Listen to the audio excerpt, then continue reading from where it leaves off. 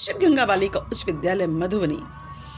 आज मैं शिक्षा संवाद, जो शिक्षा विभाग द्वारा संचालित लोक कल्याणकारी योजनाएं हैं जो प्रत्येक विद्यालय में चलाई जा रही हैं, सरकार के द्वारा, शिक्षा विभाग के लोगों के द्वारा, जिला पदाधिकारी के द्वारा किए गए लोगों के द्वारा, शिक्षा संवाद में सरकार के द्वारा जो योजनाएं बच्चों के लिए चलाई जा रही हैं, शिक्षा के लिए, उन सब की जानकारी दी जाती है।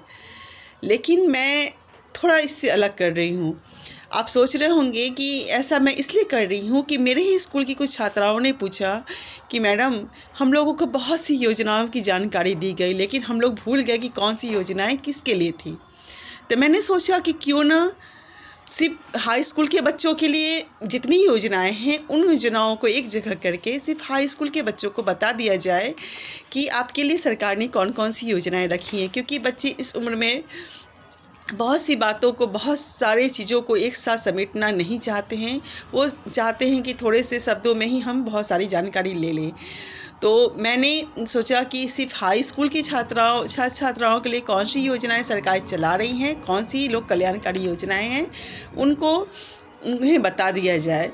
इसलिए मैं आज यहाँ उपस्थित हुई हूँ। तो बच्चों, मैं आज 9 से लेकर 12 तक के बच्चों के लिए जो भी सरकारी योजनाएं चला रही हैं, उस योजनाओं पर बात करूँगी, ताकि आप समझ सके कि आपके लिए सरकार क्या क्या योजनाएं चला रही हैं, उसके लिए शर्त भी क्या है। सरकार आपकी शिक्षा आपको देना चाहती है, लेकिन शिक्षा देने के लिए आपको भी तो कुछ करना होगा।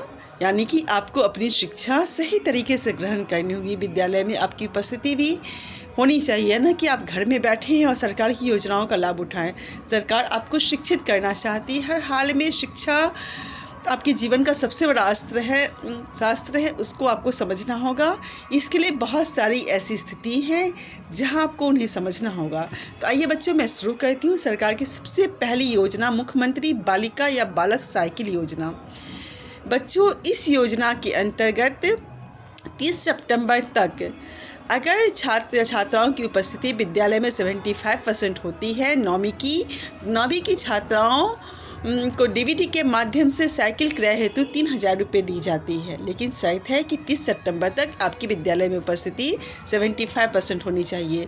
अगर आपके विद्यालय के प्रधान के द्वारा आपकी 75% उपस्थिति नहीं जाती है विद्यालय से, तो निश्चित रूप से आपको साइकिल की जो राशि है 3000 रुपये, वह डीबीटी के माध्यम से आपके खाते में हस्तांतरित नहीं की जाएगी।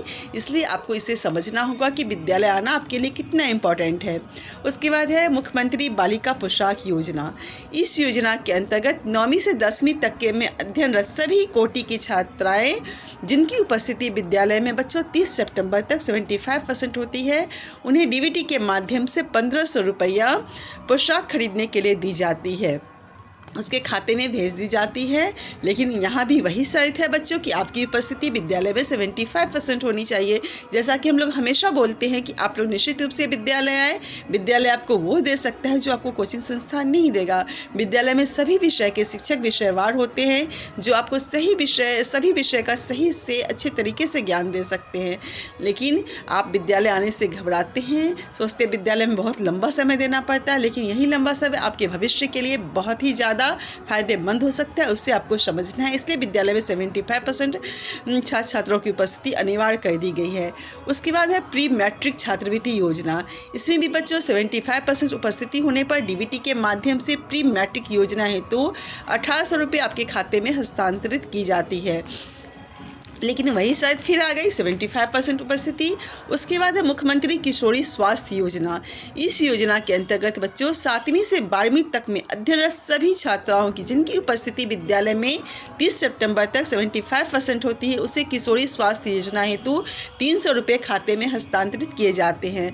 यह किशोरी स्वास्थ्य योजना क्या है, इसे भी मैं समझाऊँ। आप इस उम्र में बच्चे निश्चित रूप से उस दौरान पीरियड्स होने लगते हैं, इसलिए यह 300 रुपये जो बच्चों को सैनिटरी पैड खरीदने के लिए दी जाती है, ताकि हमारी स्वच्छता को वो समझ सके। इस दौरान उन्हें किसी तरह का इन्फेक्शन ना हो, वो पैड का इस्तेमाल करें। इसलिए सरकार 300 रुपये उनके खाते में हस्तांतरित करती है, ताकि वह सैनिटरी पैड का यूज कर सके।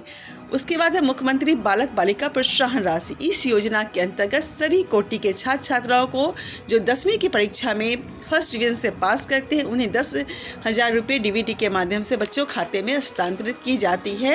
इसलिए मैट्रिक की परीक्षा में आपका रिजल्ट बहुत ज़्यादा मायने रखता है। सिर्फ पैसे के लिए नहीं, पैसे तो आपको मिलते हैं, ये पैसे आपको जब मिलते हैं तो आप निश्चित रूप से आपकी पढ़ाई में भी आगे कोई बाधा नहीं आती है।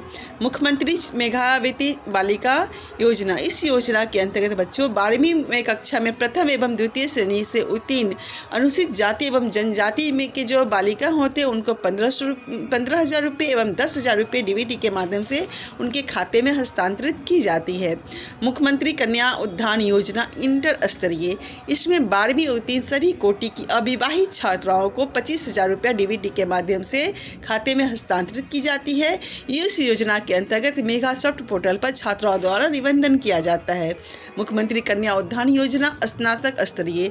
इसमें स्नातक उत्तीर्ण सभी कोटि की अविवाहित महिलाएं को जो है 50,000 रुपये दी जाती है। इस योजना में जो है छात्राएं मेगा सॉफ्ट पोर्टल पर जाकर स्वयं ही अपना निबंधन करती है। विशेष कक्षा। इस योजना के तहत 10वीं एवं 12वीं में सेंटअप करने वाले सभी छात्र छात्राओं के लिए अलग अलग विषय व स्पेशल क्लास का आयोजन किया जा रहा है। जो बच्चे जिस विषय में कमज़ोर हैं उसमें निश्चित रूप से अपना स्पेशल क्लास लेके वो अपने विषय को मजबूत बना सकते हैं। राष्ट्रीय आय सह मेघा छात्रवृत्ति योजना। इस योजना के अंतर्गत 8वीं में अध्ययनरत वैसे छात्र छात्राएं जिनको राष्ट्रीय आय छात्रवृत्ति योजना का प्रतियोगिता परीक्षा उत्तीर्ण कर ली है उन्हें 9वीं से 10वीं कक्षा में कुल 12,000 रुपये महार छात्रवृत्ति के रूप में हस्तांतरित की जाती है। इस तरह से देखा बच्चों कि आपने सरकार जो 9वीं से 12वीं तक के लिए छात्र छात्राओं के लिए बहुत सारी योजनाएं रखी हैं, लेकिन सभी योजनाओं में क्या है ना कि 75% उपस्थिति अनिवार्य है। क्योंकि आपका विद्यालय आना कितना ज़रूरी है ये सरकार आपको बताना चाहती है। अगर आप विद्यालय नहीं आते हैं, सिर्फ एडमिशन करा के घर पर बैठते हैं, तो निश्चित रूप से आप सरकार ने जो विद्यालय में अच्छे अच्छे शिक्षकों की बहाली की है उसका लाभ आप नहीं उठा पाएंगे। आप सही ज्ञान का अर्जन नहीं ले पाएंगे। कोचिंग संस्थान आपको सिर्फ छोटे से सब्जेक्ट का ज्ञान देगी, लेकिन विद्यालय आपके अंदर समुचित ज्ञान का विकास करेंगी, आपका सर्वांगीण विकास करती है। इसलिए विद्यालय आपका आना बहुत ही ज़्यादा ज़रूरी है।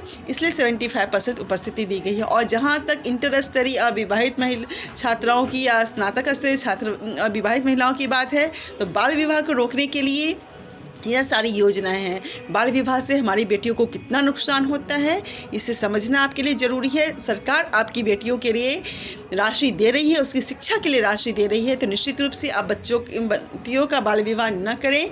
उन्हें कम से कम ग्रेजुएट जरूर बनाएं ताकि वो आगे चल के अपने भविष्य के लिए अपनी शरीर से स्वस्थ हो पाएँ, ताकि आगे उन्हें जीवन में कठिनाई ना हो। इस तरह से शिक्षा विभाग द्वारा विभिन्न कल्याणकारी योजनाएं हैं जो आपको मैं छोटे शब्दों में समझा रही हूँ। ये हाई स्कूलों के लिए है।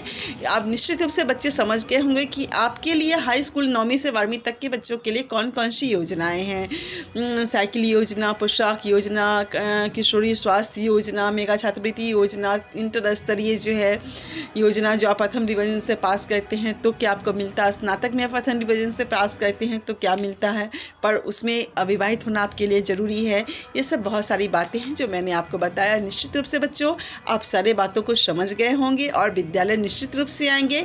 विद्यालय आपका वो मंदिर है जहां आपके जीवन का संपूर्ण विकास होता है। इसलिए विद्यालय आना सुनिश्चित करें और निश्चित रूप से विद्यालय सरकार की सारी योजनाओं का लाभ उठाएं।